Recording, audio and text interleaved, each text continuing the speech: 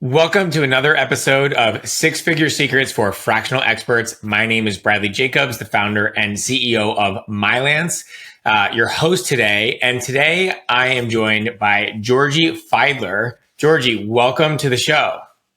Thank you for having me, Bradley. I'm excited to be here. Awesome. Well, really excited to chat with you.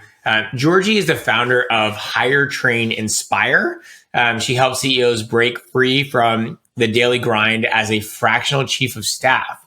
We've had a number of fractional chief of staffs come through Mylance, and also a ton of people wondering, what does a fractional chief of staff do? Or can I do this role fractionally? And I always say yes, but not one myself. I don't really know how to share exactly what that looks like. So maybe you could just share a quick intro in how you got into this, and what does a fractional chief of staff do? Yes.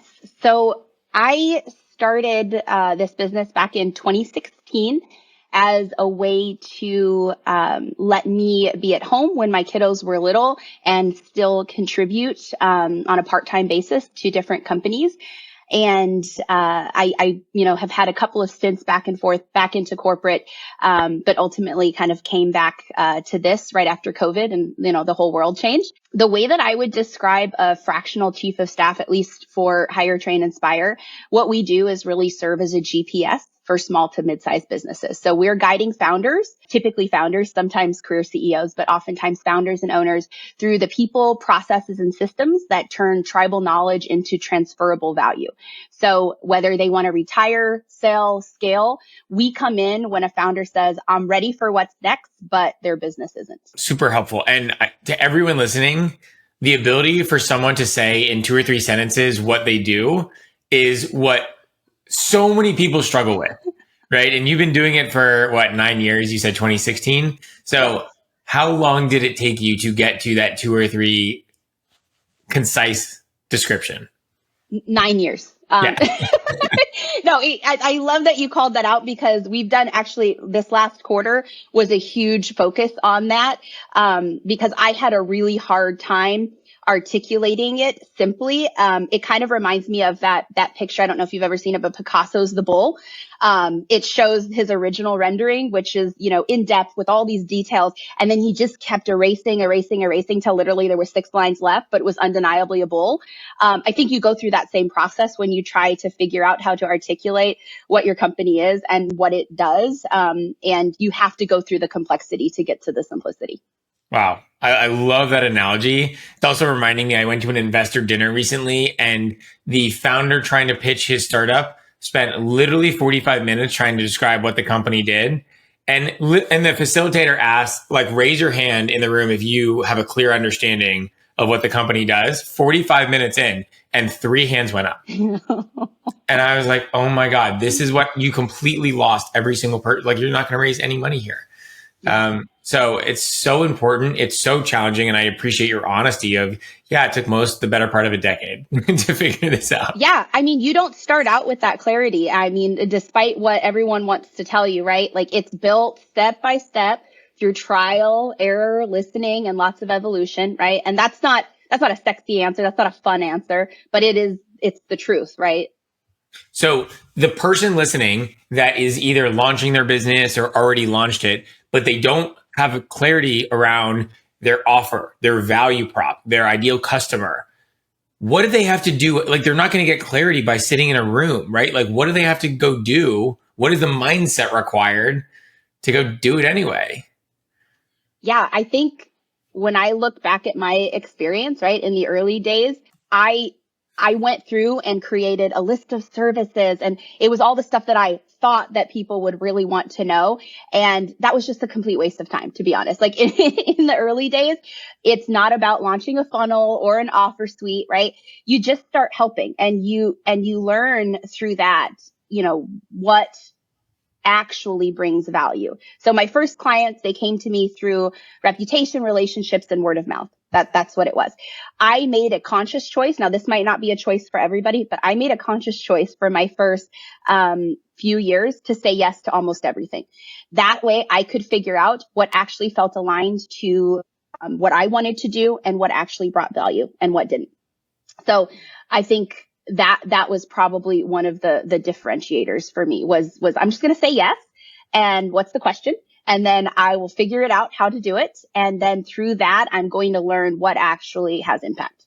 What was the experience, maybe emotionally, as you're in that early phase, trying to, saying yes to everything, probably making, I don't know, you tell me, like, what was that like? Like I said, it might not be for everybody. I found it very exciting because I like to do a lot of things and I enjoy figuring out problems. Some people might not like that, but I think that for me, it was very exciting to look at an opportunity and say yes, and then go back and say, okay, now we're going to figure out how to do this. Right? We're just going to figure it out. And that's so much of, the very clients that I serve, that's what they're doing in their businesses too. So it really gave me a kind of a unique perspective to come alongside of them and kind of walk with them in the journey. Cause I'm like, trust me, I know what you're talking about. I know what you're doing. I get it. I feel it. Give us an idea. What does your business look like today? You said is it multiple people? How big is the business? Anything you're willing to share around revenue or monthly targets that you're hitting to give our just audience a sense of what you're doing today? Yeah. So I brought in help early. It's not because I was trying to scale fast, but because I wanted to take a real summer vacation and actually be off. So I usually handle between 4 to 9 clients is typically my bucket. I am currently trying to figure out how to scale beyond that. A lot of that requires teaching people kind of the magic that I'm doing with my founders, and with coaching. So I would say, what we're doing is we're supporting founders during inflection points, right? They're either growing, burning out, they want to retire, or they're thinking about an exit, right? So something needs to be different in how they are doing things because something is different in the results that they want to get. So we really work. I have a senior client partner. She's kind of my apprentice, my right hand, pouring a lot into her so she can step up. We have talent partners. We have some enablement folks. Again, they're not all employees, right? We've grown through contract resources as well, which has been really helpful in finding that. I think we're really in an interesting time, especially post COVID, where we've moved so much to a gig economy, and that's really that's been helpful for organizations like mine who need that, right? We need that type of that type of workforce. So we're really working through 5 interconnected areas. I've got, people, which is really around org structure, team clarity, strategic recruiting. We've got process, which is around operational enablement, systems. Not that we're doing the systems implementation, but we'll do systems scoping, vetting, project hubs, dashboards, SOPs, that type of stuff. My founder coaching, and then strategic facilitation. So again, when you're at an inflection point and they're trying to do something different, they run into a lot of walls. And so it's bringing the right people together within the team and figuring out where do we need to go and where are we? And then let's map out a plan to get there. And then let's actually execute that. So I would say, that's how my team is contributing. And that's how we're working closely with the founders, the leaders. Sometimes we step into interim roles to guide the team, but our goal is never to do that for long. I always tell my clients that if we do this right, eventually you're not going to need us. And that's, maybe not the greatest business model because I'm working myself out of a job, but it's what's required, right? It's what's required to give them the impact and to reach the goals that they want to reach. So I would say that, the company went through a lot of different evolutions in that time. Like we've had times of crazy growth where, again, I was saying yes. So I'm just like, well, we're going to figure it out. And then this last year has been really interesting as kind of the economic climate and everything has changed a little bit. We never ever did marketing before, and that's probably not a great thing to say, but that's the truth of the matter. I had plenty of business based on word of mouth, right? Based on relationships that I created. And it was, understanding who I want to work with, right? And now we're really in that new evolution of how do we learn how to market on purpose. And so much of the work that we've done in the last 3 quarters, it really feels like a new season for me and an exciting season. It was, about clarifying my brand, the voice. What is the messaging? It was about starting to build content, right? That shares what I'm about and what we're bringing and the impact we can have, doing podcasts. like this one, right? That's part of my marketing plan. Identifying ideal referral partners, right? Who I have a few, but how do I start to replicate and expand that in a meaningful way? So for me, it wasn't about becoming a marketer. Because that I am not, right? I've done sales and marketing and business development. I did that for 8.5 years. It's not a superpower or anything. It's about making it easier for the right people to find me and then knowing exactly what to say. Yeah. Yeah. Amazing. Yeah. Thanks for walking through that. So how many people right now are part of I'm going to just call it the firm? We have 7. 7 of you. And you said 4 to 9 clients at one time. What is the average monthly retainer, let's say, for a client for you guys? So we have moved, and we're still actually finalizing this. This has been kind of a gradual thing that we've done over the last year or so. We're moving to what's called a unit-based pricing model. And this is things that I've learned as I've worked with a lot of, CFOs and things like that. One of the things that my clients often need when they're prepping for sale, due diligence and all of that is to get their books in order, right? And so I've worked very closely, and I've learned through, osmosis and that relationship that even pricing, right? Like it's not a guess, it's a math problem. And so I really went from, hey, this is what I think, and this is what it might be, to no, let's work in reverse and let's make it a math problem.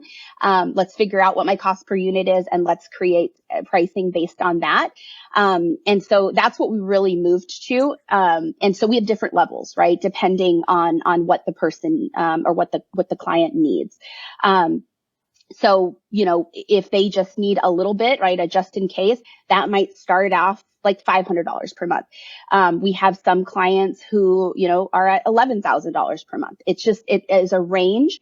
And then one of the things that we're working on this next quarter is to actually be intentional about designing a customer service delivery model that aligns with those different things, right? Because right now, so much of that has just been in my head, right? I know it. When I'm meeting with founders, they tell me a problem and I'm like, oh, yeah, that's what we have to do. And then we go do that.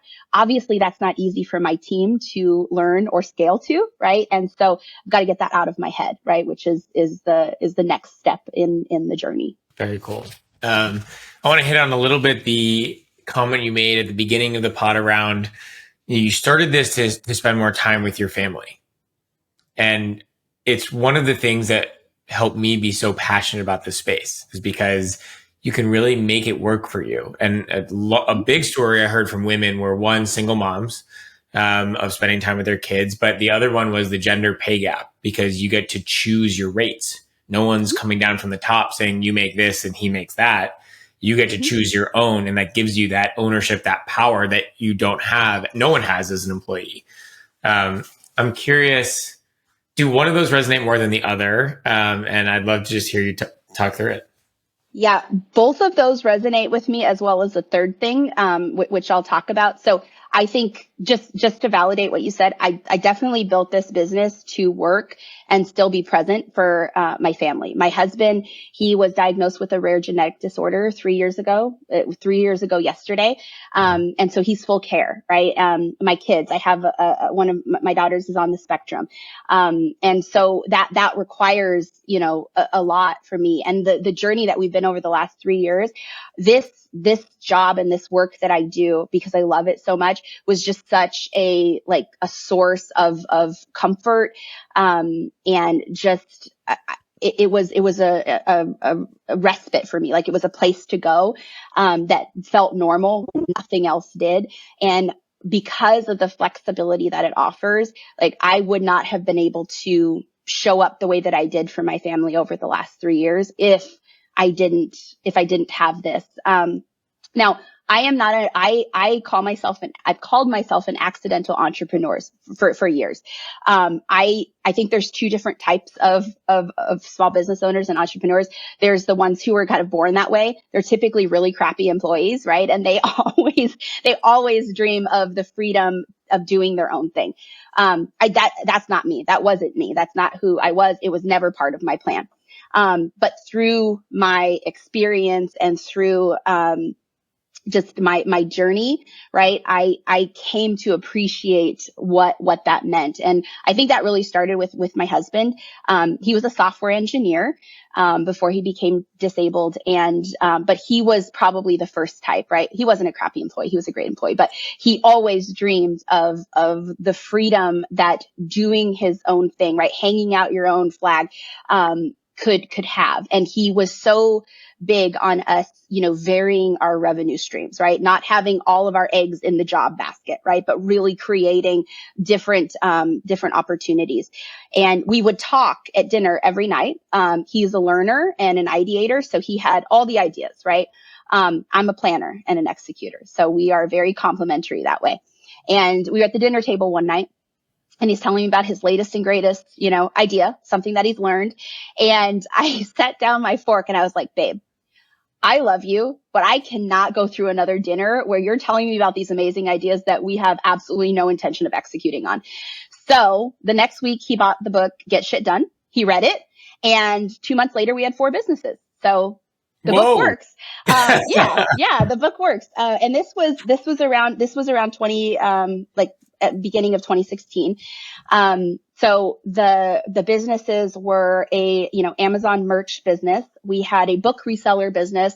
We had, some Amazon products that we launched, that we imported. And the fourth one was my agency.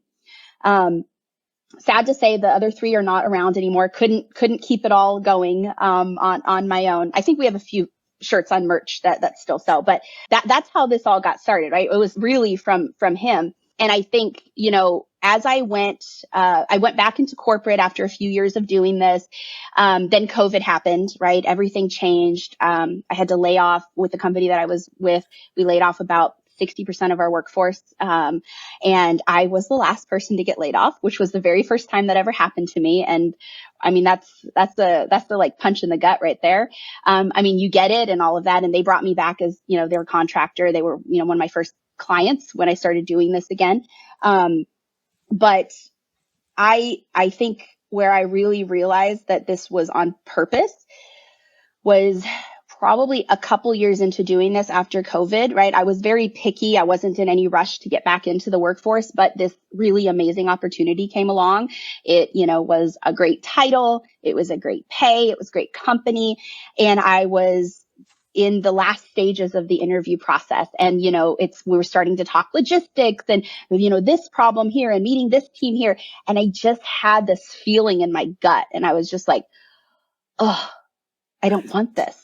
And that was kind of my aha. And I was like, okay, I'm doing this on purpose. This isn't just until COVID stuff is over. This is on purpose now. And, that's when I chose the path and, write your own adventure instead of letting someone else write it for you. And I really haven't looked back since then. And I think, yes, the gender pay gap and all of that is very true, right? In my particular roles that I worked for in companies, all the things, right? When you work in HR and people and operations, like, how the sausage is made, to speak. And it was always really difficult for me, as an employee. My identity and my brand, it was so tightly tied to the company that I worked for, right? And I would do all of this work with them to create, our values and to articulate our brand and who we were to employees and to customers. And then when you're in the boardroom, often the only woman at the table, right? Some of the decisions that are made are not based on, right? They're based on something different. And that was always really hard for me to rectify. So when you're on your own and when you have your own firm that your brand is tied up into, right? I'm working with these companies still, but there's something that's very freeing about not being an employee because my brand isn't tied to that, right? I can give recommendations and they can disagree and do something different, and that's okay, right? It's I don't know what happens, but there's some kind of mindset shift and there's like freeing of that reality when you're doing your own thing, in a fractional capacity versus, being an employee. Yeah, there's so much there. We could dive in for a long time. I want to go back to, there's a period of time you said you were saying yes to every opportunity. I went through a similar time. I'm curious, those opportunities don't come to you when you're sitting in your home, playing with your kids, right? In some way, shape, or form, you have to be out there creating those opportunities so that you can say yes. What were you doing during that time that generated the opportunities so that you could say yes and have that experimentation time? Yeah, so I think this goes back to those relationships and partnerships, right? When you work from a abundance mindset and not a scarcity mindset, right? And I think that's really key. You come across people, right, who are aligned or adjacent to what you're doing, right? And I never viewed those people as a threat, right? Like even if we had some crossover in what we were doing, I never viewed them as a threat. I always viewed them as like, great, this is a person to walk along with. This is a community. This is, potential partner, and I think that was one of the key things. The second thing I would say is the way that I approach working with my clients is very much like an integrator, right? I can help them when I understand their business and the emotion that they have tied to it and the journey that they're walking. And I'm looking at all of those pieces, right? Like so many, people that are helping in a fractional capacity, they are specialists, right? With, deep expertise in this one little thing. And that's what they're doing. I operate I operate differently. Like I operate as a T-shaped executive. So when I say T, right, because of my journey and because of the career that I've had, I have a very broad understanding of business acumen. I've worked in a lot of different functions in a lot of different industries. And then I go deep in a few areas like operations, enablement, HR, right? So what that's enabled me to do is plug into multiple teams and founders across different industries and really connect in meaningful ways with not only the company, but their other partners that they have. So, a lot of my referrals have come from people that I have worked with that have been, part of another company and in a different way, right? Like maybe a CFO or maybe, this is one that happens really often is, the company or the founder will go to a private equity firm, and, looking for, money or investment or to sell, right? And oftentimes they'll look at them and they'll be like, nope, you, you would never get through diligence. You don't have a company yet. You have a job. It doesn't operate without you. And so they send them to, the McKinsey Bain deal people, right? Essentially. And I've worked with those people in different companies and they've just kind of seen the way that I've worked. And again, partnership mentality, building the relationships, abundance mindset. And they've enjoyed working with me. And so when they have other clients that they get referred to by the PE firm, they'll look under the hood and they'll be like, oh, you're a mess. Like, go talk to Georgie. Right. So that was a lot of it, was just, again, those relationships in, really coming with an abundance mindset, working with people with positive and good intentions, and making those connections. And the work, it speaks for yourself. When you do the work and you're not coming from a place of what's in it for me, but how can I help? How can I truly make a difference? How can I truly impact? Right? People see that. They feel that. It feels differently, Yeah. Yeah. I mean, there's a few things there. And one of them is, and you said it early on, there's an integrity piece that you have really upheld in your business of, I'm going to get the job done and then not, move on. You're going to move on without me. Right. And as you said, maybe not the best business model, but it actually is because clients feel that integrity, that genuine authenticity. Right. And then they're so much more likely to refer you, whether it's a client or a friend or colleague, whoever it is. That comes up a lot on this podcast with guests. They talk about how important the integrity piece is.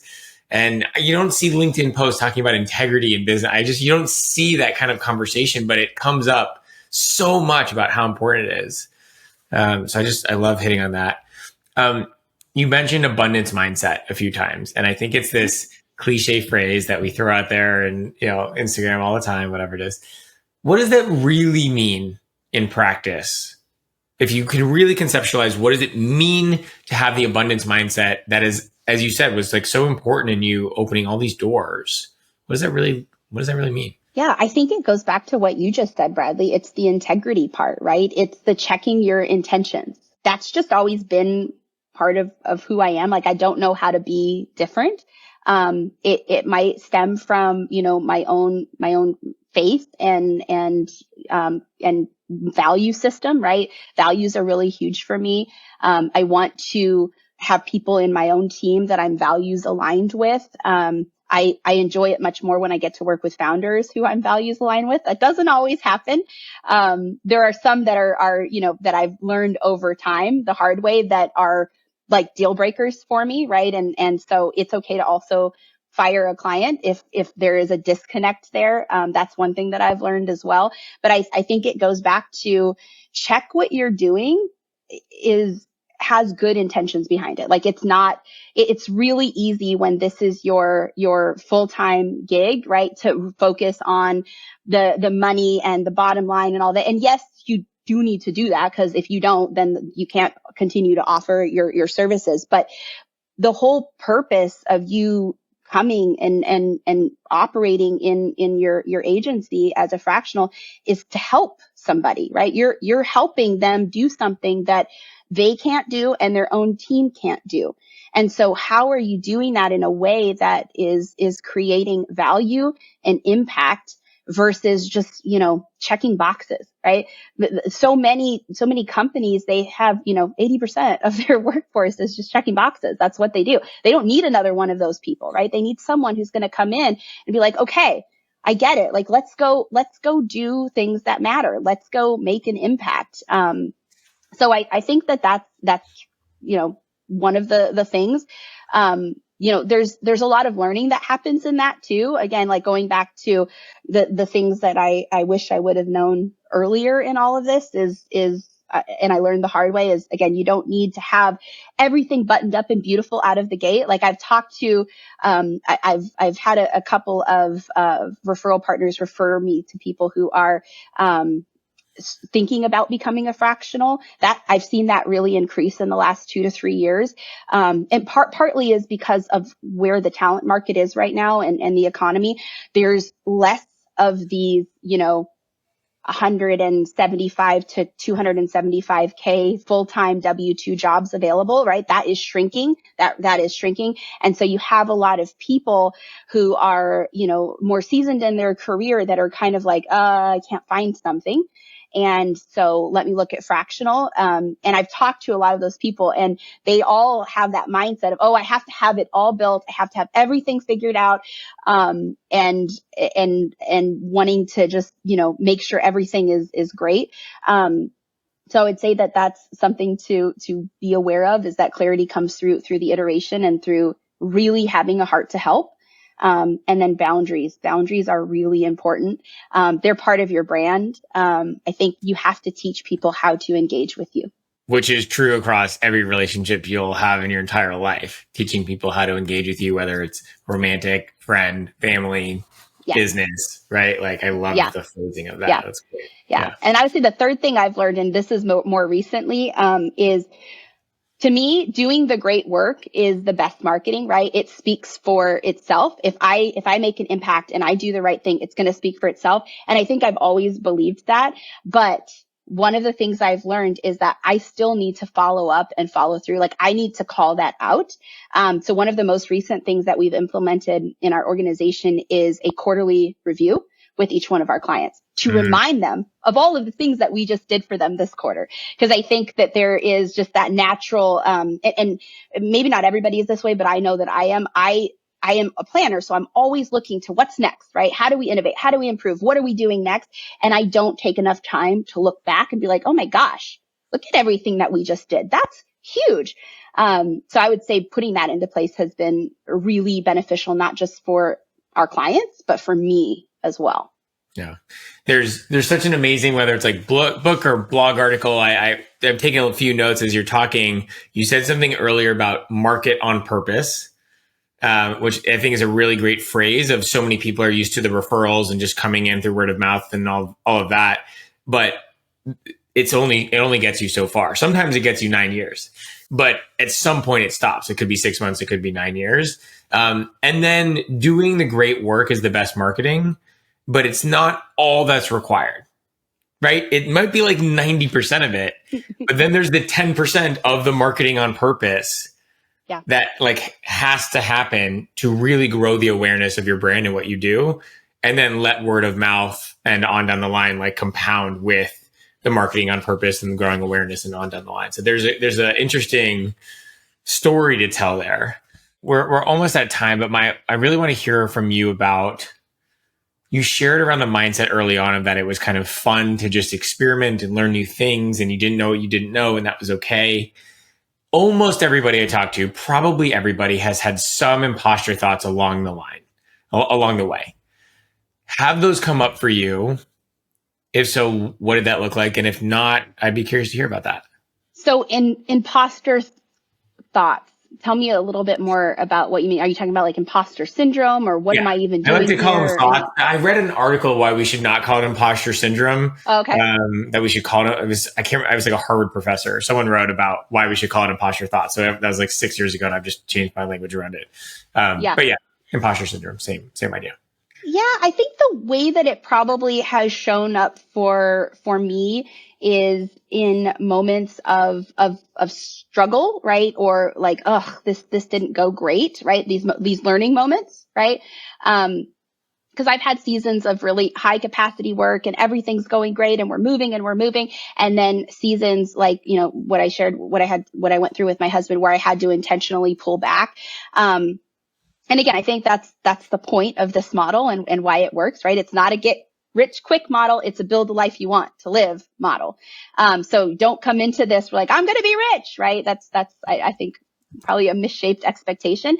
But I think it's when I run up against a struggle. And so for me, like what that's probably looked like is when I've had to do things that are not in my strength, right? And that's almost like a double-edged sword, because I think the other part of that is when you are working in your strength, sometimes things are coming across like they're so easy for you that you don't tend to value them, right? And so I think that's that part where that's really helped me is that I have somebody who tells me the truth.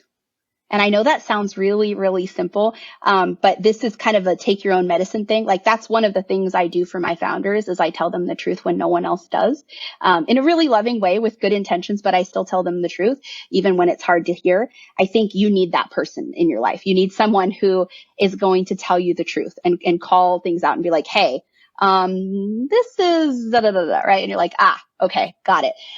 So I think that's key to get through those moments. Where you're like, oh, what am I even doing? This thing exploded, or what is this even? For me, it's again, those things that I'm really bad at, like, things that my husband used to take care of, the tax stuff, the finance stuff, like all of that, right? I spent time in finance, and there's a reason why I didn't want to do that anymore, because I find it soul sucking. I do. Sorry to those of you who don't, I love you for it. But, it's really finding people who can bolster you up, right? When you're in those moments. So, for a while I had like my escape plan, when you're going through that, you're like, oh man, what if I just like gave it all up and I just found a little cabin in the woods and we just escaped. And, I think about that for like 5 minutes and I'm like, okay, all right, bring it back to it. Like, let's go figure this out. Let's go solve this. But that doesn't happen without a community, without people around you, right? Somebody who's telling you the truth, somebody who's reminding you of the good things that you have done. That looking back part is so important. And then honestly, the third thing for me is just faith, right? Having faith that whatever happens, it's going to be okay.